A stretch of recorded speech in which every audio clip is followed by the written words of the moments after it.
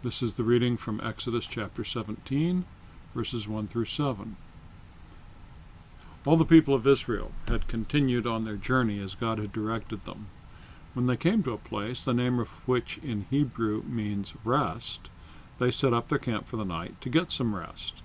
But there was no water. The people were angry, and they argued with Moses, saying he was a total failure as a leader, and that at the present rate he'd get everyone killed. They really were in need of drinking water. So Moses had a heart-to-heart with God, informing God that he feared a lynching party might be coming next. God told Moses what he should do. He was to take his staff and collect some of the senior leaders of the people and go on a ways further. God would be waiting for them at Horeb, the mountain of God.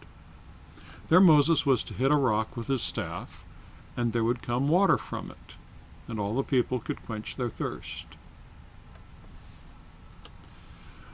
Moses did these things while the senior leaders watched.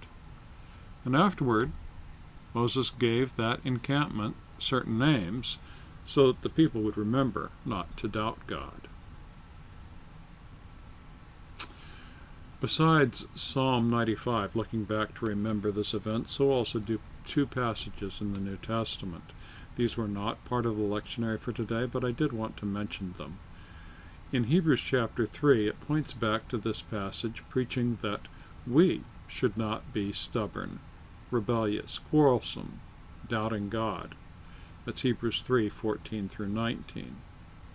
And then again, in 1 Corinthians 10, Paul reminds his readers that all of Israel had experienced God's gracious provision, bringing the nation out of Egypt.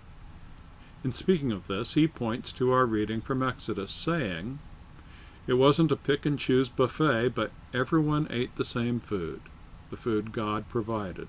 And they all drank the same drink, the water God provided. They drank from the fountain of God, the river of life, flowing from the rock which was always with them."